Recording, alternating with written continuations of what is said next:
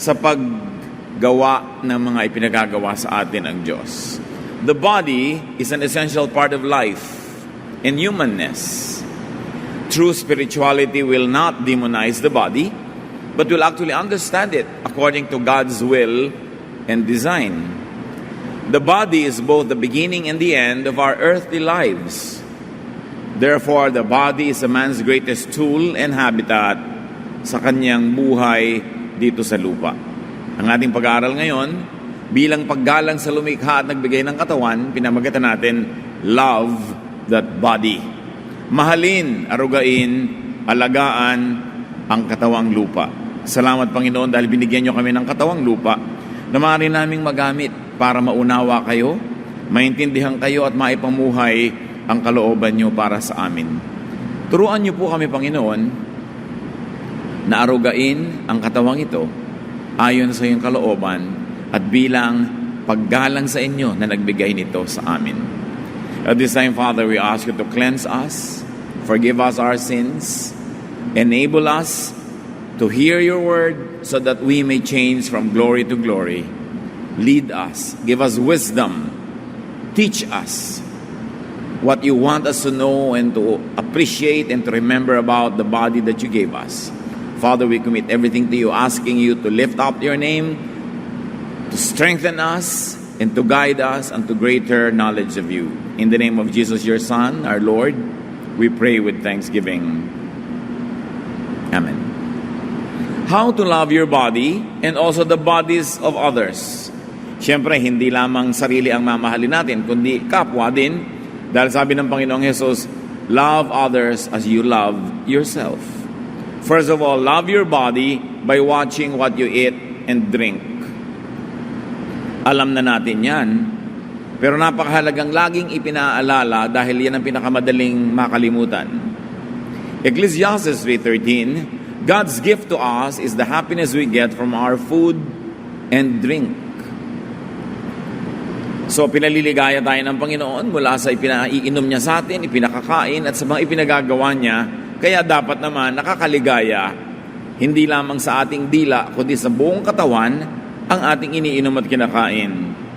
Dapat happiness ang ibinibigay sa atin ng food and drink, not sadness, definitely not illness, not discomfort, and not pain.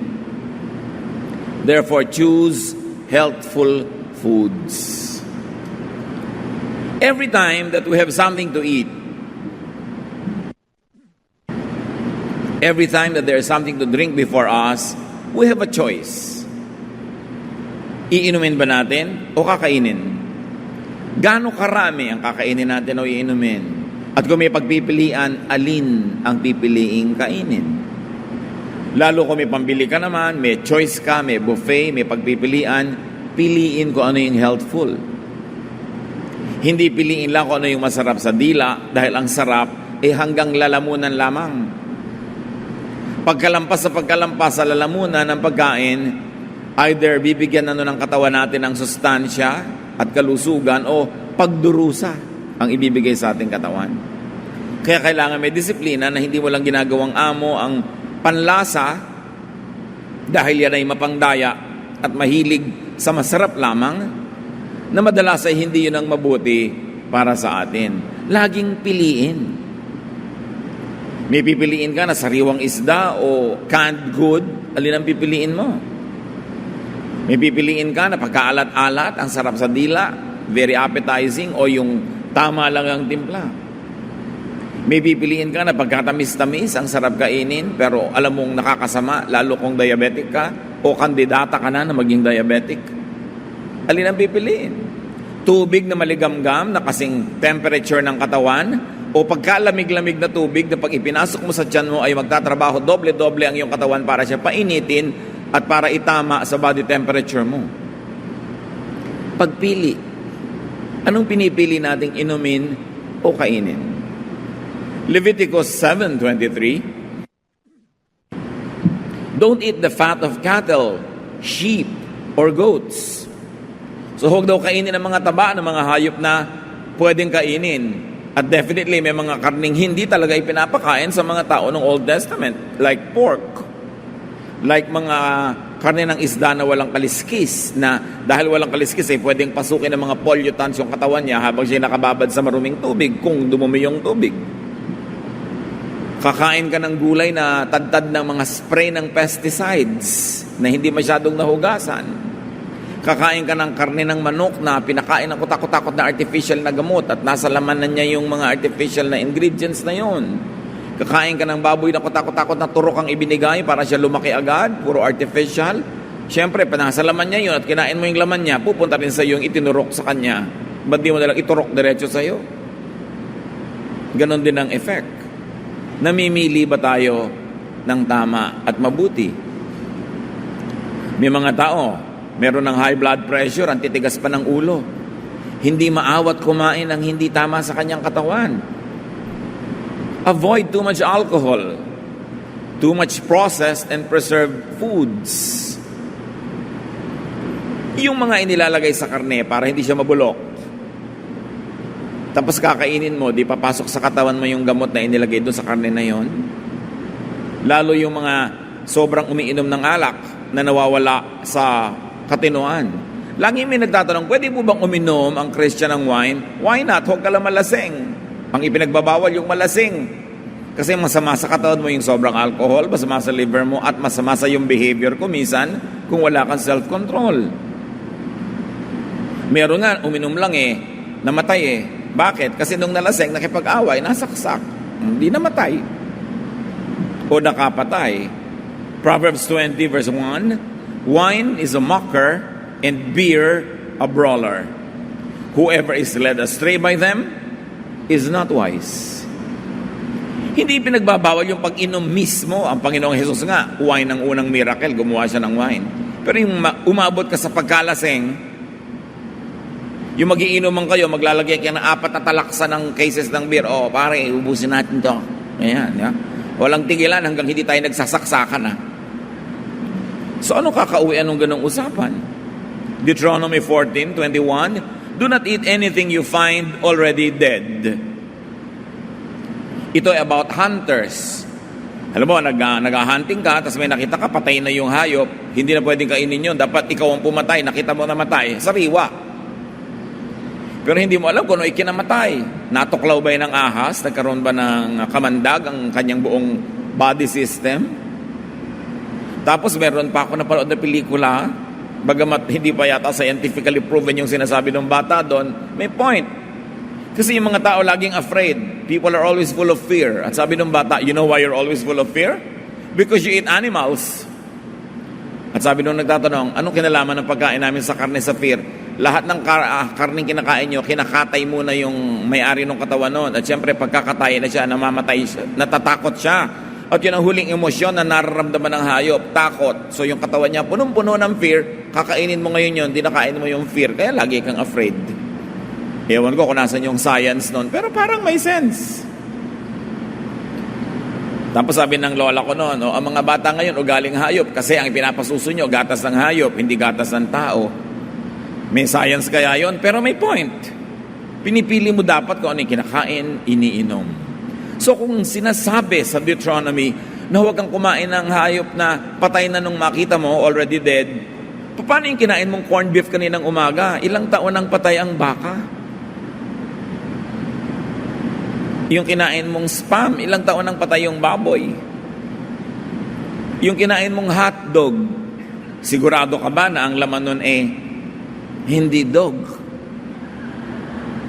Pag sobrang durug-durug na yon, kung ano-ano ng mga laman yan, mga tenga, mga kuko, mga cuticle ng hayop, nandun na lahat, mga extenders, mga harina, lahat na, kasi hindi mo naman nakikilala kung ano yung kinakain mo. And of course, watch your FSS, or your fat, sugar, and salt intake. Namalat na ang mga doktor, kapapaalala sa atin yan. Bawasan ang pagkain ng taba, ng matamis at maalat.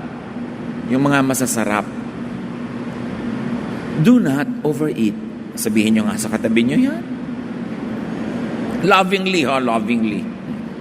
Hindi judgmentally. Proverbs 23:2, put a knife to your throat if you are given to gluttony.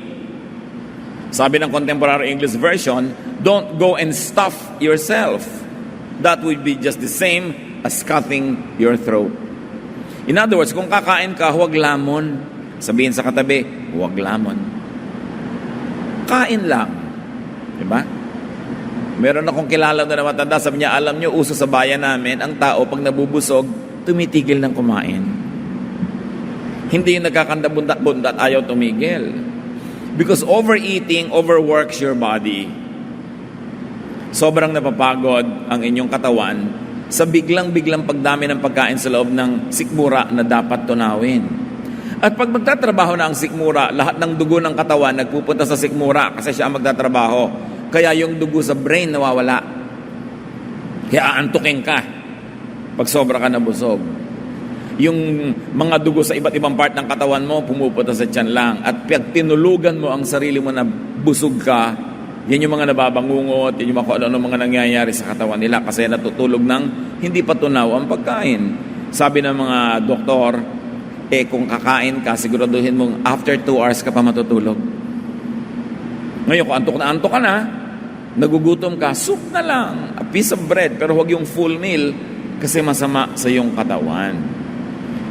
Of course, we know that overeating makes us gain unhealthful weight. Nagiging overweight tayo. Siyempre, kasama niyan, flip side, huwag magpalipas ng gutom. Yung taong ang layo ng agwat ng mga kain, tapos biglang kakain ng marami, yun ang nakakaroon ng overweight. Why? Your body will take revenge. Pag ginuto mo ang iyong katawan, ang tendency niya, ipagtanggol ang kanyang sarili, at pag may pagkakataong kumain, kakain siya ng pagkarami-rami dahil hindi niya alam kung kailan mo uli siya pakakainin. At dahil hindi niya alam kung kailan mo uli siya pakakainin, magtatabi siya ng maraming fat just in case hindi mo siya pakainin ng matagal. Kaya ang nakakaroon ng overweight ay yung madadalang ang kain na ang dami-daming kinakain. Pero sabi ng mga dietitian, kung gusto mong mag-decrease ng weight, kumain ka ng konti-konti na madalas. At pag nasanay ang iyong katawan na kumakain ka ng madalas, na konti-konti lang, pag kumain ka, hindi siya magtatago ng fat dahil alam nung katawan mo, by habit, na mamaya kakain ka uli. Parang yung alam mo na marami kang kikitain, every other day marami kang kita, di ba hindi ka naman nagsasave talaga? Kasi alam mo, bukas meron uli. Next week meron uli. Pero katulad ng mga magsasaka, ang layo ng anihan, hindi nila alam kung aani, baka bumagyo, baka magkaroon ng salot. Yan ang matitipid sa buhay, magsasaka. Kasi hindi nila alam kung kailan uli darating ang income. Pero yung regularly, maraming perang pumapasok, yan ang gastos ng gastos, hindi nagtitipid, hindi nagsisave. Ganon din ang ating katawan. Pag lagi kang kumakain ng madalas, nasana yung katawan mo, hindi na siya nagsisave ng fat, hindi na siya nagsisave ng energy, kasi kakain ka naman uli. At yan daw ang best way to decrease weight. Dalasan ng kain, konti-konti lang. Huwag yung lamon na pamisa-minsan. Mahalaga yung timing ng pagkain. Sabi sa Ecclesiastes 10:17, blessed is the land whose king is of noble birth and whose princes eat at a proper time, for strength and not for drunkenness. Kumakain lang sila para magkaroon ng sustansya, hindi para mabundat. Umiinom lang para lumakas, sumarap ang kain, hindi para malasing. In other words, walang excess. At kumakain sa tamang oras. Natatandaan nyo, dati meron tayong presidente na madaling araw nagising pa dahil nakikipag-inuman, kainan ng kainan. So ang mga appointment ng presidente during the morning, lahat cancel. Because eating habits and health also shape national policy. Kaya kung ikaw ay executive, ikaw ay magulang, ikaw ay may responsibility, mataas ang posisyon, dapat tama ang eating habits, tama ang kinakain mo. Dahil ang yung mga pasya sa buhay na nakaka-apekto sa maraming tao ay hinuhubog ng iyong eating habits. Nakita niyo yung napakatinong king ng Korea noong unang panahon na ang inihahain sa kanyang hapag ay kung ano ang available to the people. Halimbawa, konti lang ang petchay sa buong bansa. Ang kimchi ng hari na ito, konti lang din. Kahit ma-afford ng palas na maraming kimchi sa palas, kuhanin at samsamin lahat ang mga sangkap ng kimchi, pero hindi. Pag konti lang ang rice harvest ng bansa, konti ang kanin na isineserve sa table ng hari. In other words, Tuwing dudulog sa kanyang hapagkainan ng haring ito, alam niya kung anong kinakain ng kanyang mamamayan, alam niya kung anong kulang, alam niya kung anong sobra sa bayan. Sensitive sila to what the people eat and what the people was available to the people. Pero pag ang mga hari mo ay nagpipiesta, kahit naghihirap ang bayan, ay mapapahamak ang bayan na yon. You see how important eating habits are? So kung kayo may-ari ng kumpanya, paano nyo i-apply yan? Kung gusto natin talagang maging mabuting tao sa ating mga nasasakupan, yung bang kinakain natin sa ating mesa ay available to our workers? Kahit hindi ganun kataas na quality o ganun karaming quantity, pero makaka-afford man lang ba sila na makatikim-tikim ng mga ganung bagay o makakain ng maayos? How can you eat so well when people under your authority go hungry? Yan ang mga tunay na religiosity at spirituality sa maliliit at mamunting bagay ng everyday life. So as we have said, eat small amounts but often. Hindi napapagod ang digestive system, hindi nagtatago at nag-iimbak ng energy na nagiging fat dahil madalas ka namang kumakain. And drink lots of clean, living water. In other words, hindi distilled water kasi dead water yan. Walang nabubuhay doon sa distilled water. Dapat ang iniinom mo, may nabubuhay. Huwag naman mga butete, mga kung ano-anong mga mikrobyo, pero may life dapat ang water. Water is very, very helpful. And vegetables too. Nakakapagtaka kung bakit yung vegetable ay healthful. Pero huwag na kayo magtaka. Lahat ng hayop na kinakain ay green leaves or vegetables, masisipag, malalakas at mababait. Isipin ninyo ang elepante. Isipin ninyo ang kalabaw. Isipin ninyo ang mga baka. Nagtatrabaho, nag-aararo, nagbubuhat, naghihila ng mga kariton, mga kalesa, tingnan yung mga kabayo. Pero ang kinakain lang nila, vegetables, plants. Tingnan nyo yung mga hayop na kumakain ng karne. Leon, tigre. Yan ang ayaw nyong makasabay kumain. Dahil baka kayo ang kainin. Tingnan sila mga tamad. Mga sawa, natutulog, gumigising lang pagka gusto na uling kumain. At sila yung mga malulupit at kumakain ng karne. May kinalaman kaya yan sa ugali natin, kung anong kinakain natin? Hindi mahirap na makita ang connection. Kaya ang sabi naman sa Bible, always eat plants. Sabi ni Lord, ayan ang mga plants ibinigay ko sa inyo para pagkain ninyo. Sila Daniel, nung binihag ng hari ng Babylon at itindera sa palasyo sa Babylon, pinapakain ng king's food, they refused. Daniel 1:12, please test your servants for 10 days and let us be given some vegetables to eat and water to drink. Ayaw nilang kainin yung king's food. Natakot yung gwardya dahil baka daw sila manghina, mapahamak yung gwardya. Sabi niya, subukan nyo after 10 days. At yun ang ginawa nila. After 10 days, si Daniel at ang kanyang mga kaibigan were stronger, wiser, better than all the others. So hinayaan silang yun ang kainin. Nasa Biblia, may kinalaman sa buhay natin kahit ngayon. Kahit naman sinong mga health practitioners will always advise us to eat greens. Mga sariwang dahon, sariwang halaman, because they are living cells and they have enzymes that our bodies need. Gulay nga, pero matapos mong igisa, iprito, ilaga, iihaw, tinorta mo pa, wala na, natirang sustansya doon, overcooked. At si Timothy, nung hindi gumagaling ang sikmura, anong sabi ni Paul? Kasi puro tubig lang ang iniinom mo, baka marumi pa. 1 Timothy 5:23, stop drinking only water. Take a little wine to help your stomach trouble and other illnesses you always have. So let us not demonize wine. Pero sabi, take some wine, a little wine. Hindi ka para malasing, but for you to enjoy its medicinal value. Drink for health.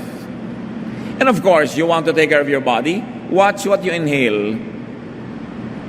Ang hilig-hilig mong mag-running ka ng run, diyan ka naman sa Taft Avenue tumatakbo. Pumasok na sa baga mo lahat ng carbon monoxide and the other pollutants. So akala mo lumulusog ka? No, sir. Avoid inhaling carbons and fumes and smoke and other harmful chemicals. Yung mga chemical spray sa bahay, mga kapatid, spray na against lamok, ipis, Actually nun, kung kasing size lang kayo ng lamok, patay din kayo. Habang nag-i-spray kayo. Malaki lang yung lungs nyo kaysa sa lungs ng lamok, kaya hindi kayo namamatay agad. Pero merong a bit of yourself that dies whenever you inhale insecticides. So anong gagawin natin na pang-spray? Meron na ngayon ng mga very healthful sprays coming from natural elements. I-research nyo yan. Marami ng mga spray ngayon coming from extracts from plants. Lumalayo ang mga lamok, ayaw nila, pero hindi nakamamatay o nakasasama sa tao. Kailangan iniingatan natin yan. Ayaw mong makagat ka ng lamok, pero nalanghap mo naman, lason. Pag nakakamatay sa hayop, masama rin sa tao. Sabi sa Numbers 35, 33 to 34, do not pollute the land where you are. Do not defile the land where you live and where I dwell. For I, the Lord, dwell among the Israelites. Ang context ito is do not pollute the land with murder, with bloodshed. But nevertheless, the main idea is don't pollute the land at all, however and whenever. So love your body by working and resting properly each day. Work enough, rest enough. Dapat may balance. Ang disenyo ng katawan ng tao dapat magpahinga every day, every week, every month, every year. Kaya dyan itinapat ng Diyos sa Old Testament ang mga piyesta. Kaya pinadilim ng Diyos ang gabi para ang mga tao maobligang magpahinga na. Wala nang among makakapag-utos sa magbungkal ng bukid ang kanyang mga tauhan dahil gabi na. Na ngayon, dahil na-invento ang kuryente at iba pa mga lighting technologies, na-define natin yung rule na yon na dapat ipagpahinga ang gabi. At merong di magandang mga bunga sa ating mga katawan ang pagpupuyat. Dapat you rest one day a week, kaya kanyang iniutos yung Sabbath.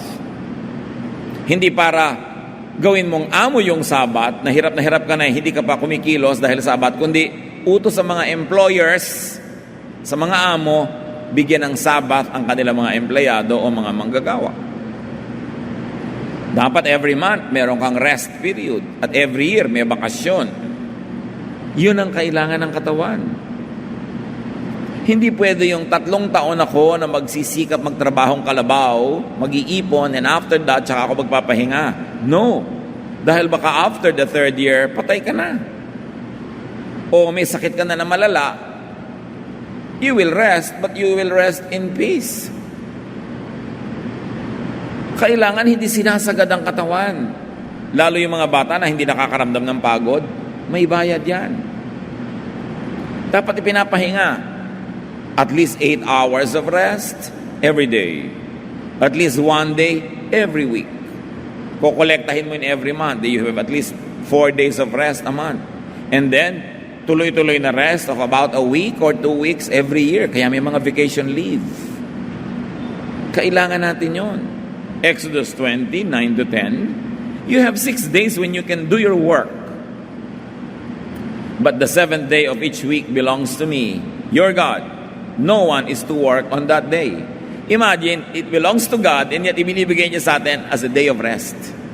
Ibig sabihin, the Sabbath day is not a day that belongs to employers or masters. It belongs to God and therefore it is given free to everybody para magkaroon ng rest. Kaya sabi ni Jesus, Sabbath was made for man, not man for the Sabbath. Kaya may Sabbath sa ikabubuti ng tao. Ngayon, kung ikabubuti mong may gawin, magluto, lumangoy, di gawin mo kasi ano makakabuti sa iyo. Huwag masyadong technical about the Sabbath. Yung end nun ang mahalaga, that it served your purpose. So huwag gawing amo ang Sabbath. At mahalaga ba na Sabado yun? Basta sabi, every 6 days of work will be broken by a 7th day of rest. So kung may trabaho ka, ang day off mo, Wednesday, di yun ang Sabbath mo. Huwag ka maging technical about kailan ba yung Sabbath. Yung spirit ng Sabbath just says, don't work 7 days straight. And yet, yung iba, naging amo na nila yung Sabat, hirap na nga sa buhay, ayaw pumasok doon sa trabaho na ang rest day ay Tuesday. Kaya sinabi ni Lord, Sabbath was made for man. Para sa ikakabuti mo yan, hindi para sa iyong paghihirap mo lalo. So gamitin mo sa iyong ikakabuti. Ecclesiastes 5:12, if you have to work hard for a living, you can rest well at night. So yung mga iba, hindi po ako makatulog sa gabi. Ang tinatanong ko lagi, nagtatrabaho ka ba sa araw? Baka naman araw pa rin, nakahiga ka rin. Huwag ka na magtaka na hindi ka nga antukin sa gabi. Para ka antukin sa gabi, dapat mapagod ka sa araw nang nagtatrabaho. Yun ang gift ng work. Na yung katawan mo, hindi mo na kailangang painumin ng gamot o kung ano-ano pang gawin sa kanya. Aantukin siya, mapapagod, matutulog. Because work is the counter melody of rest. It is the other side of rest. If you want to rest well, work well. Hindi mo na kailangang i-induce o utuin yung katawan mo na antukin. Kasi aantukin ka na talaga dahil nag-work ka. And then of course, we know this, exercise. Move your body. Ito yung meron kang gagawin, maiuutos mo, gawin mo na para ka gumalaw. Tumayo ka, lumakad ka. Take the stairs, nakikita naman natin, o sa mga building, 1 floor up lang, take the stairs, 1 floor down. Move your body.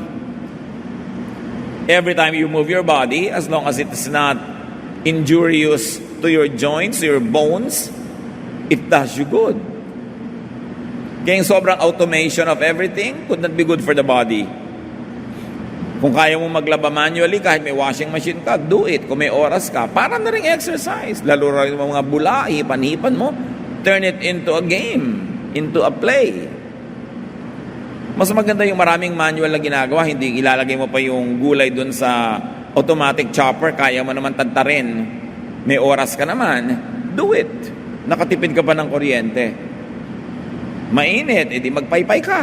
Kesa mag-electric fan ka lagi o mag-aircon, kasi kapapaypay mo, nasusunog din ang mga calories mo. Nakakapayat din yan. Kaya yung mga aircon, yun ang mga nag-overweight.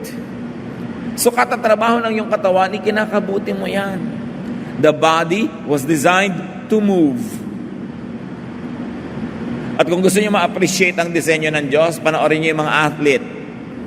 Panoorin niyo yung mga contortionist, mga dancer, yung mga nakikipag-compete sa ice skating, kung ano-anong ginagawa nila sa katawan nila, pwede pala.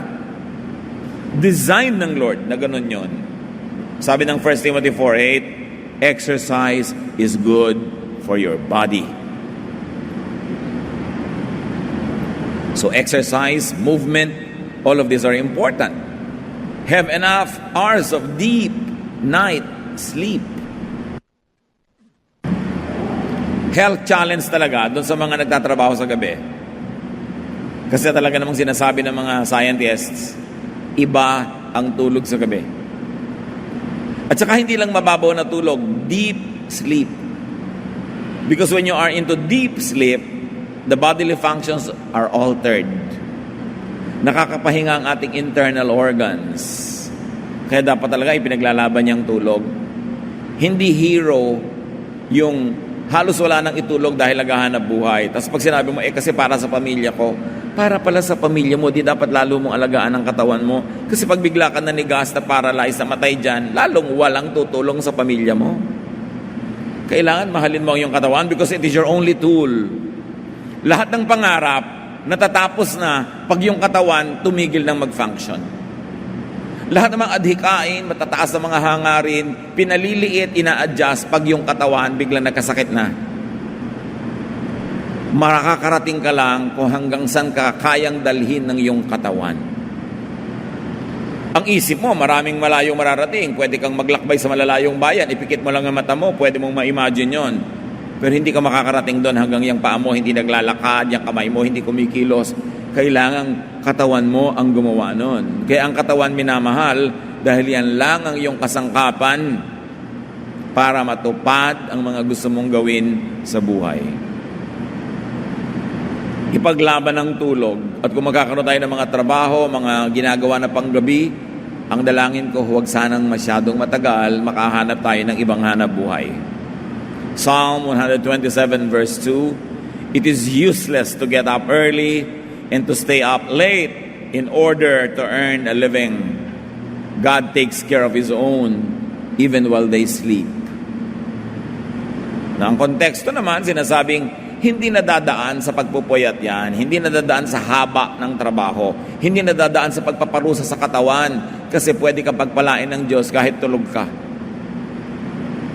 So paano na pagpapala ng Diyos? Yun ang dapat nating lalong unawain para hindi natin kailangang pigain ang katawan natin at pilipitin para lamang makakatas ng kaunting hanap buhay. Because God can increase our fruits.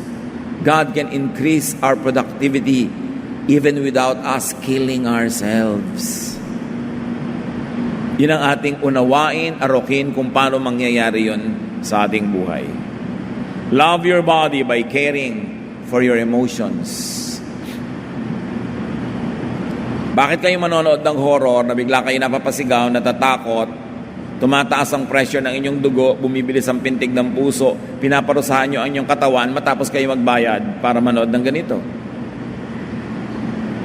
Bakit kayo kukuha ng papa o mama na puro sakit ng ulong binibigay sa inyo? Hindi kayo makakain, hindi kayo makatulog, tagyawat sa ilong, pati na sa pisngi. Hindi mabuti para sa inyong katawan. Gusto nyo ang alagaan ng katawan nyo, mga kapatid? Alagaan nyo ang inyong emosyon. Avoid talking with people that always make you feel bad. That always discourage you and scare you. Maximize happiness. Because happy people become healthier. Kahit sa mga pasyente, sa ospital, may mga marami ng eksperimento na ganito. Yung mga cheerful, positive thinkers, mas mabilis gumaling.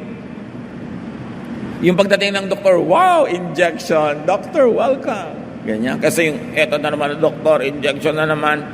Tumapasok yung gamot sa katawan nyo, pero nire-reject ng emosyon nyo yung laman niya. Sa palagay nyo, tatalab yun. Kaya nga meron sinasawag silang placebo effect. Nag-eksperimento sila na nagtuturok sa mga pasyente ng tubig lang o hindi namang gamot, pero akala ng pasyente gamot yon, naniniwalang gamot yon, naggalingan. Because faith can change even your body chemistry. Kaya dapat naniniwala ka sa ginagawa. Kaya pag may doktor, ayaw mo na itsura, kumukuha ng embalsamador, ayoko dito, di huwag ka doon. Kailangan bilib ka, hanga ka. No? Para katablan. Huwag yung kinokontra mo. Kahit nga sa mamang huhula, walang makokontra, sasabihin nila, di ba? Kasi pag may nangongontra talaga, may tunggalian. Tapos kukontrahin mo yung sarili mo. Learn to love everybody that you cannot reject or throw away. Asawa, magulang, anak, hindi yung nakikita mo, naiinis ka.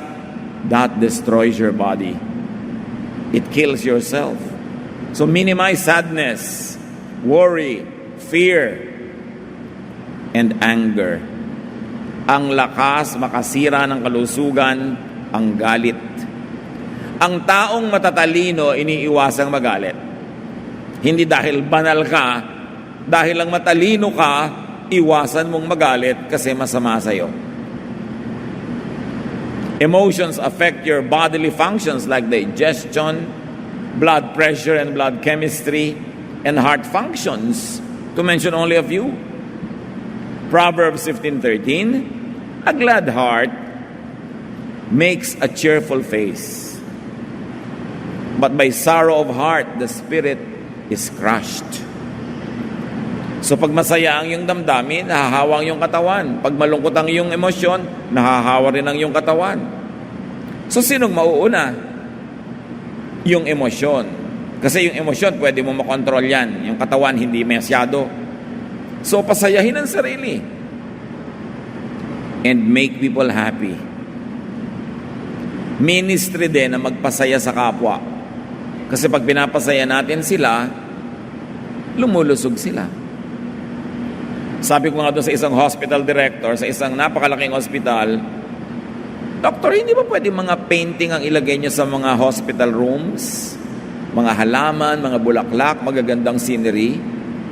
Bakit naman po, anong problema sa nakalagay sa ating mga dingding?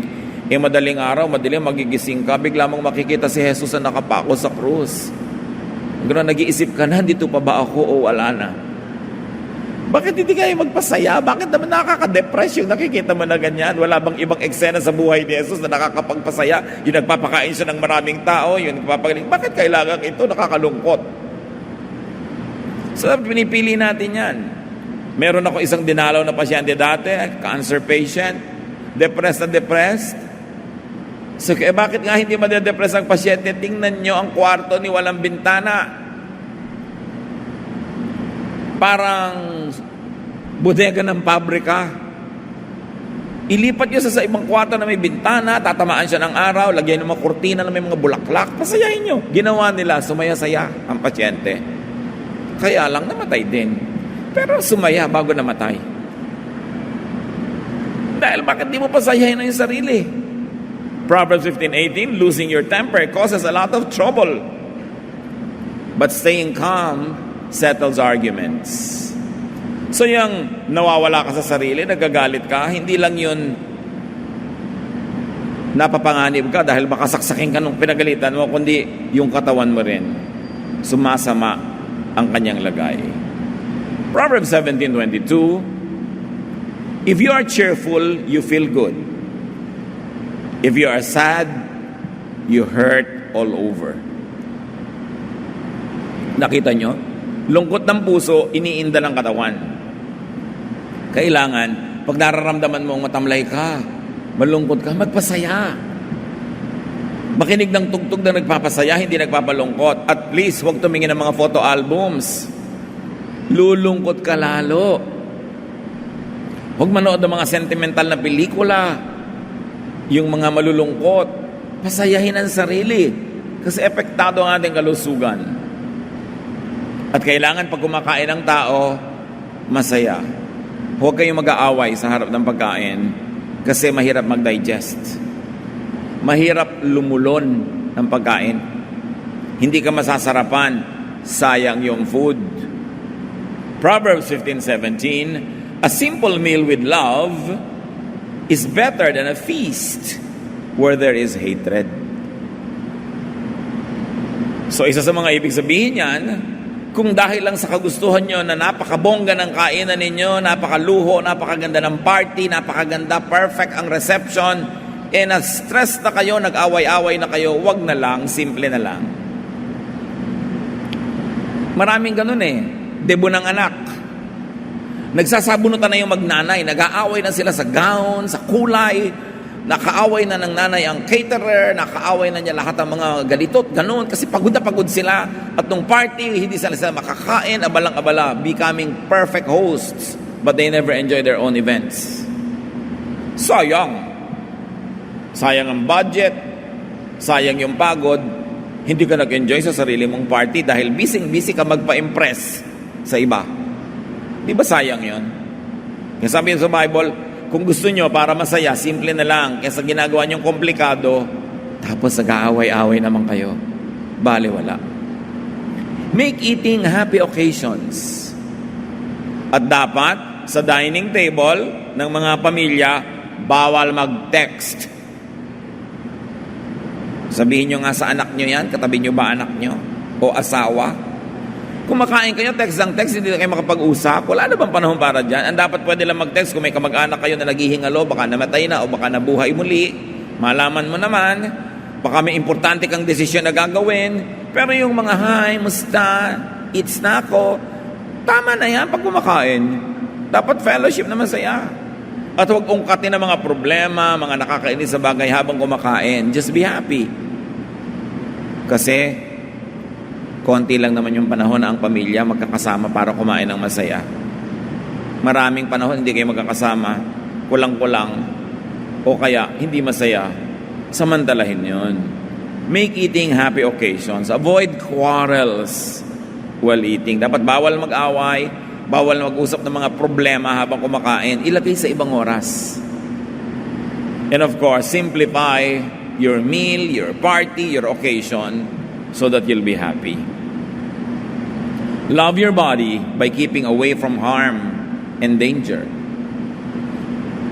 Avoid extreme activities and sports. Kung makaka-afford kayo ng sasakyan na 3 o 4 ang gulong, better than 2 gulong lang. Kasi pag dalawa lang ang gulong ng sasakyan, pag huminto, nakatukod ang paa mo. Pag umulan, walang bubong, basa ka. Pag umaraw, sunog ka. Lahat ng usok ng mga tambutso nasa mukha mo, para ka nang lalabas sa ati-atihan pagbaba mo. Pagkatapos, pag natumba yun, katawan mo agad ang ahampas sa kalye. Kaya dapat maraming prayer ang binibigay sa mga dalawa lang ang gulong ng sasakyan. Meron ng iba, yun ang hanap buhay nila o yun lang na-afford. We understand that. But nawa, maka-afford kayo ng 3-4 na gulong. Para safer. Dahil talaga namang mas maraming delikado sa kanyang mga bagay. So, mamimili ka ng sasakyan, piliin mo yung pinaka-safe as far as you can afford. Mamimili ka ng activity, magpipiknik kayo, magliliguan ang mga bata dito sa ilog na to na pagkalalim-lalim, huwag na, magtabo na lang kayo sa gilid. At least, mas malaki ang chances makauwi kayo lahat sama-sama. Napakarami nagpipiknik na ganyan Pupunta para sumaya, ang uwian, malulungkot kasi may isang nalunod, may mga nangyari. So, piliin yung mga activity. Gusto mong mahilo?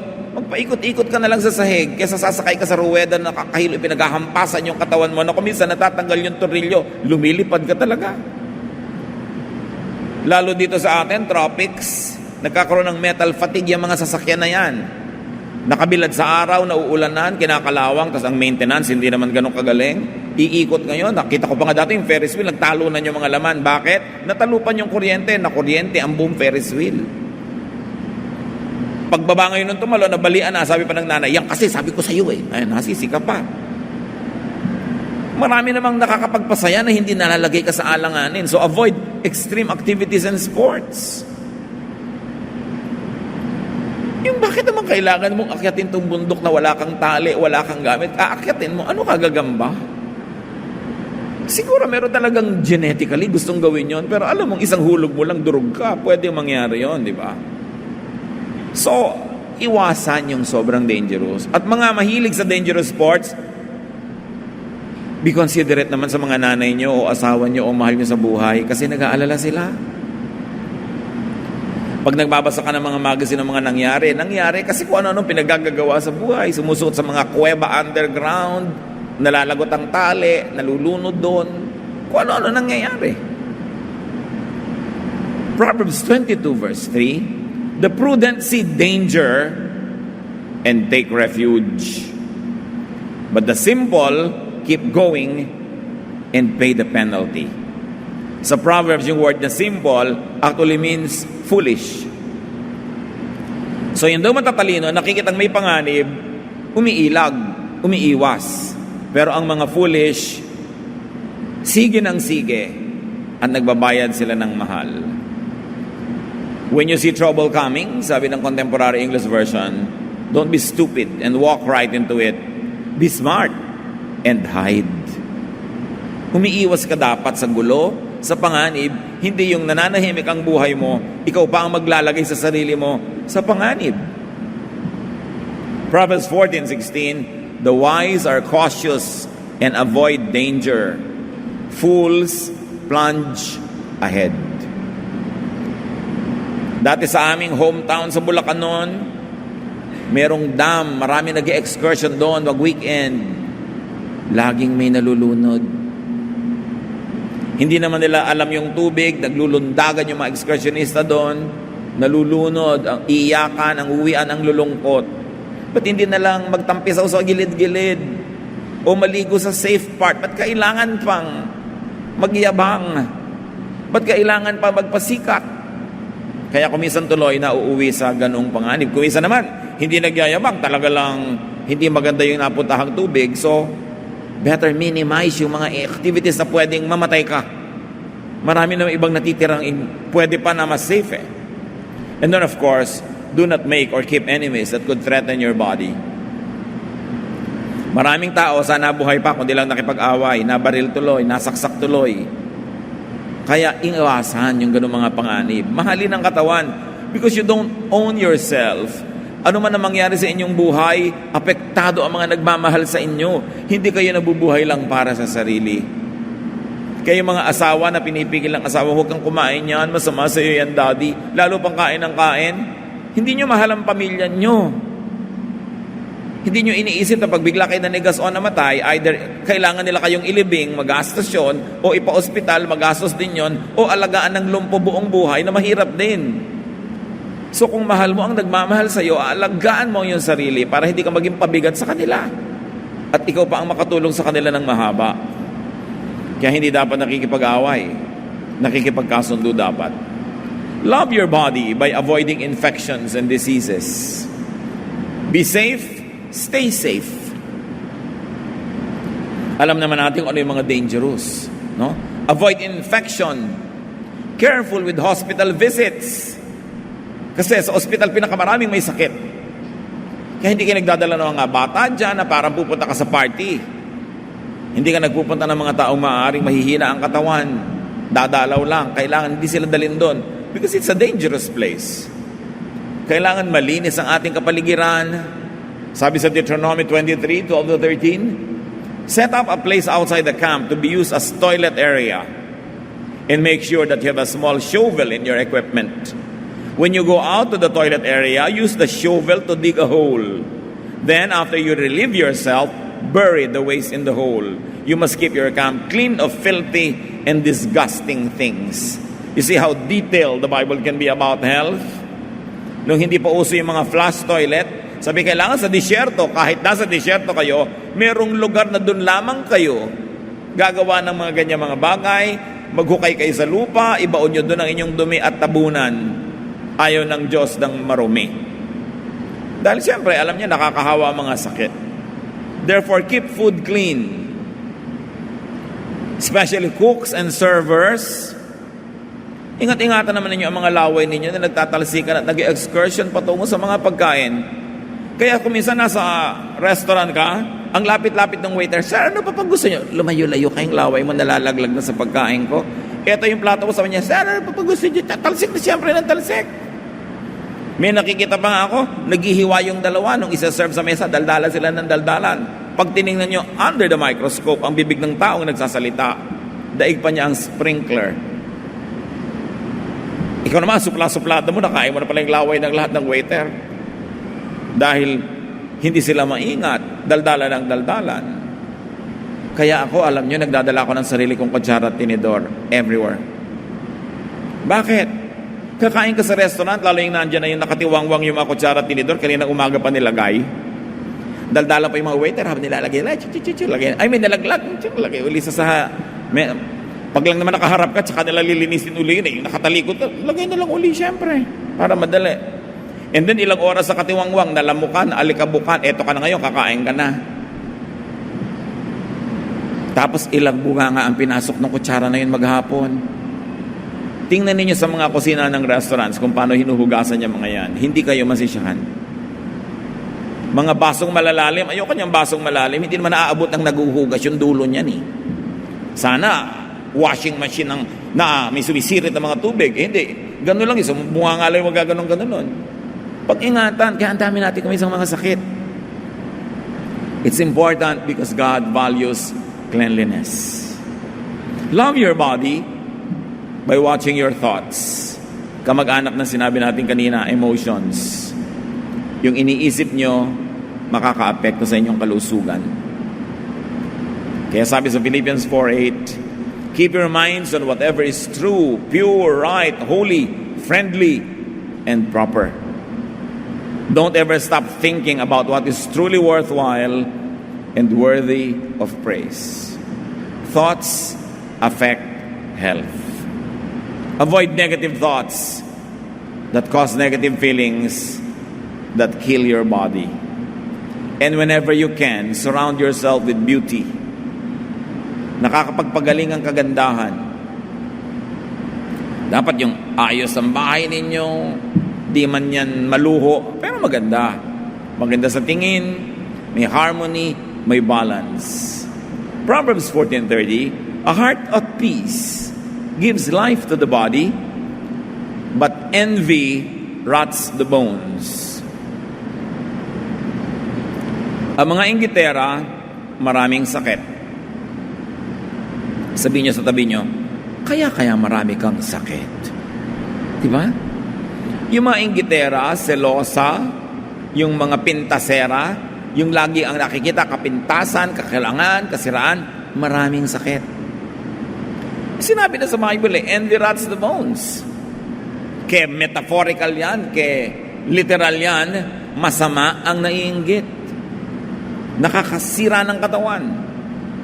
James 1:19-20, you should be quick to listen and slow to speak or to get angry. If you are angry, you cannot do any of the good things that God wants done. So kalaban ng kalusugan, anger. And of course, love your body by detoxifying it well enough. Avoid, get rid of poisons, food preservatives, food color, food enhancers and extenders and flavorings. Mas likas, mas natural yung pagkain, mas mabuti. Ganon din yung mga kinakain natin pampagaling ng mga sakit. Artificial and toxic additives, alam natin, could cause cancers. So mahalin. Marami ang mga ipinangkukulay ng buhok, inilalagay sa buhok, may mga toxic elements. Ang lapit pa naman ng buhok sa brain. No? So, kung minsan, alam ng mga iba yan, pag nagko-color sila o may food product, nagkaka-headache sila. May effect agad. So, pipiliin din natin kung ano pinaglalagay natin sa ating katawan. Importante. 2 Corinthians 7:1, we should stay away from everything that gives our bodies and spirits from being clean. Iwasan ang lahat ng nakakapagparumi sa katawan. Yung mga iniinom natin, the Philippines is the number 1 soft drinks market in Asia. Can you imagine the danger that it gives to our people? Mabuti ko paminsan-minsan, enhancer, pampasarap ng buhay. Pero kung habit mo, tuwing kakain ka, may katabi kang mga soft drinks, basahin mo kung anong mga laman yan. Nakakatiyak ka ba na mabuti yan sa'yo kahit masarap sa dila? 3 John 1:2 says, I hope that you are as strong in body as I know you are in spirit. Isang paalala. Okay, alam ko, malusog ang yung spirito. Nawa, ganon din kalusugan yung katawan. Kasama yon sa true religiosity, true spirituality to take care of the body. 1 Corinthians 6:19-20, you surely know that your body is a temple where the Holy Spirit lives. The Spirit is in you and is a gift from God. You are no longer your own. God paid a great price for you, so use your body to honor God. Sabi, you are not your own, you were bought at a price, so glorify God in your body. Our body is not our own, it is God's. Pinahihiram, dapat alagaan. 1 Corinthians 9:27, but I discipline my body and keep it under control. Your body should not control you. Your appetites should not control you, but you should control the body. 1 Corinthians 10:31, when you eat or drink or do anything else, always do it to honor God. So pag pumipili ka ng kakainin, do it to honor God. Pag pumipili ka ng isusubo, gaano karami, do it to honor God. When you choose your drink, when you choose your topic over the dining table, do it to honor God. And to honor God will do you good. Ikaw ang magbe-benefit nun. So love that body for life. And more than that, love that body for quality of life. And while we are at this, train the children early on healthful eating habits.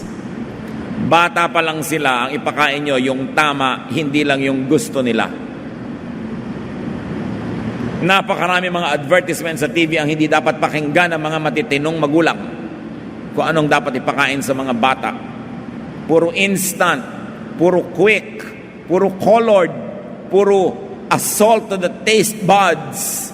Masarap kainin, addictive, pero mabuti ba sa katawan? Minimize junk food. Discipline your children to eat well for their own sake. As far as possible, serve fresh, healthful foods. Kaya nga yung mga kapatiran natin, mga kaibigan ng mga marino, nasa barko 10 months a year. Pagkasabi ko, pag nasa lupa kayo, pagka kayo'y merong port call, kumain kayo ng fresh fruits, fresh gulay, fresh everything, dahil ang kinakain sa barko hindi fresh. Puro may preservatives. At nakakalungkot, marami sa mga marino, nagkakaroon sila ng colon diseases, mga sakit sa bituka, sakit sa sikmura, sa kinakain na puro ilado, puro preserved. So tuwing meron, dapat ang kainin na fresh. Pamilya kayo ng isang seaman, pag nasa bahay at nagbabakasyon, puro fresh. Huwag na delata na naman, preserved na naman, para makapahinga ang kanyang katawan. God gave you that body, that tool, that vehicle, that temple. Your body is your enabler. But if you don't take care of it, your body will become your prison. Sasakyan nyo ang katawan na yan para magpunta dito at doon. Pero pwede nyo rin maging piitan at kulungan kung ang espiritu nyo makulong sa isang katawang ayaw ng gumalaw o ayaw ng umandar. Love that body. It is high worship. It is high